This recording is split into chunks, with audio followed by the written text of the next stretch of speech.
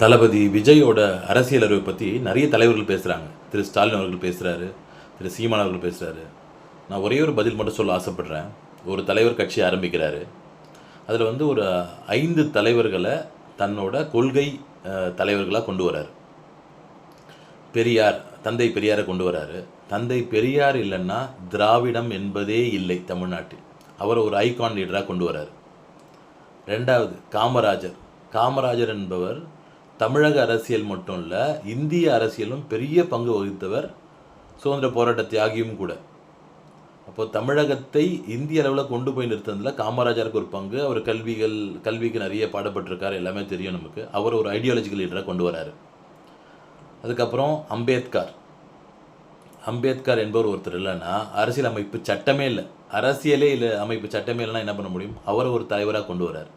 So இவங்க 3 பேரை கொண்டு வந்து விட்டுட்டுனா கூட பெரிய விஷயம் தெரிஞ்சிருக்காது. சரி, இல்லை இவருக்கு அனுபவம் கம்மின்னு கூட சொல்லிடலாம். இவங்க 3 பேரும் தலைவர்களாக கொண்டு வந்த பிறகு அதுக்கப்புறம் 2 பேரை கொண்டு வரார்.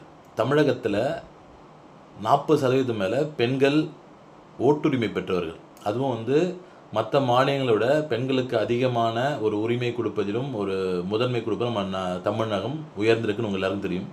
நம்ம ஜெயலலிதா அம்மா சிஎம்மாக இருந்த வரைக்கும் எல்லாமே நம்ம பார்த்துருக்கோம்.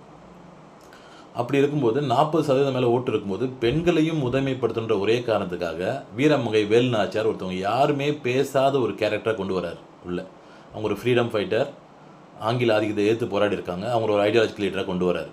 சரி, அதோடு நிறுத்தினாரா? யாருமே திரும்பி பேசப்படாத இன்னொரு பெண், அதாவது கிட்டத்தட்ட வந்து ஒரு 40% 50% பெண்கள் வாக்கு இருக்கும் பொழுது 2 லீடர் கொண்டு வரார். அஞ்சலை அம்மாள் அப்படின்னு ஒரு 5வது ஆள் கொண்டு வரார். இந்த 5 லீடரை ப்ரெசென்ட் பண்ணும்போதே அந்த ஆளுக்கு அரசியல் அறிவும் விஜய் என்பவருக்கு அரசியல் தெளிவும் இருக்குன்றதை புரிஞ்சுக்கணுன்றது என்னோட கருத்து. யாரும் இங்கே யோசிக்க மாட்டாங்க சார். ஏதோ வரோம், கட்சி ஆரம்பிக்கிறோம், 2 பேரை போகலாம், 3 பேரை போகலாம். ஸ்டடி பண்ணியிருக்காரு அந்த மனுஷன்.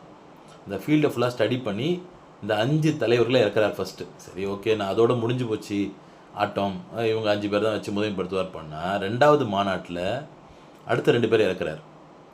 தமிழக அரசியலே புரட்டி போட்ட அண்ணாதுரை,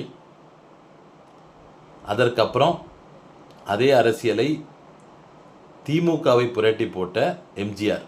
இவங்க 2 பேரையும் தலைவராக கொண்டு வர்றார். 7 பேர் இறக்குறார் ஃபீல்டில்.